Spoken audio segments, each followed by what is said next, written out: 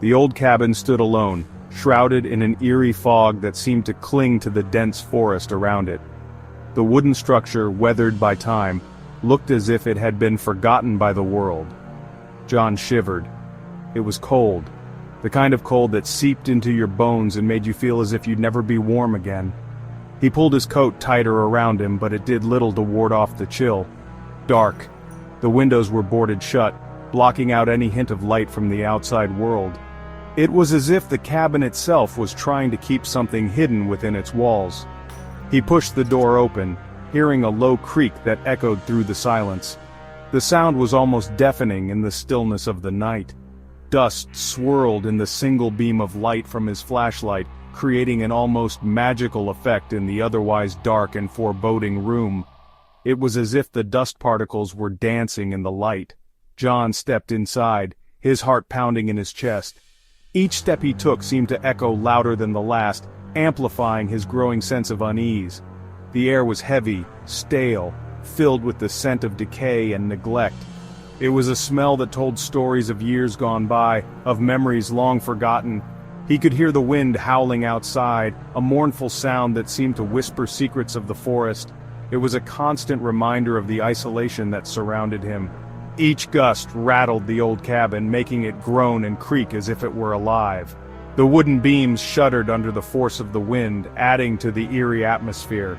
He took a deep breath, trying to calm his nerves. The weight of the cabin's history seemed to press down on him, making it hard to breathe. He knew he had to keep moving, but every instinct told him to turn back. He walked further in. The floorboards groaned under his weight. He shined his light around, but the darkness seemed to swallow it whole. Shadows danced at the edge of his vision. He stopped. Something felt wrong. An unsettling feeling crept up his spine. He turned slowly, scanning the room. The shadows seemed to twist and contort, mimicking his movements. A cold breath on his neck. He spun around. Nothing. The room was eerily silent, the kind of silence that makes your skin crawl. He strained his ears, hoping to catch any sound, any hint of movement. But there was nothing, just the oppressive quiet and the pounding of his own heart. But the shadows were gone. He was surrounded by an impenetrable darkness. It felt as if the darkness itself was alive, pressing in on him, suffocating him. He took a tentative step forward, his footfall echoing in the emptiness. The air was thick, almost tangible, making it hard to breathe. His heart pounded in his chest. He ran. Panic surged through him, driving him forward. Each step felt like an eternity, the corridor stretching endlessly before him. He could feel the sweat trickling down his face, his breath coming in ragged gasps. The floorboards creaked and groaned under his frantic steps. Every creak seemed to echo louder than the last, a constant reminder of his pursuer.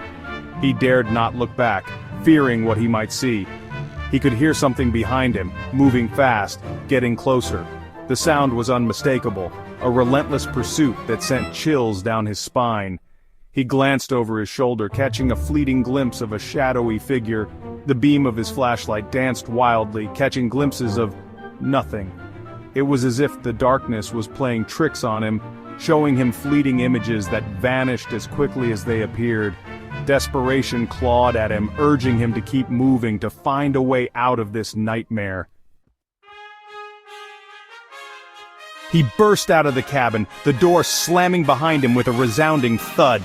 His heart pounded in his chest as he sprinted into the night, the cold air biting at his skin. Gasping for breath, he stumbled, falling to the ground. The forest floor was uneven, roots and rocks catching his feet as he tried to regain his balance. His lungs burned with each desperate inhale. He looked back at the cabin, its dark silhouette looming ominously against the night sky. The place that had held him captive now seemed eerily quiet, almost as if it were waiting. It stood silent, still. The oppressive silence was almost deafening, a stark contrast to the chaos that had just unfolded. The woods were quiet except for his ragged breathing. John was safe, or so he thought. The shadows seemed to close in around him, the trees whispering secrets he couldn't understand. He looked up at the sky, the moon a beacon in the darkness. Its light filtered through the branches, casting eerie patterns on the ground. He smiled. He was free. He had escaped.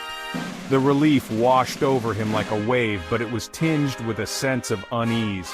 He just hadn't escaped with his body. His mind was still trapped in the horrors of that cabin, haunted by the memories of what had transpired.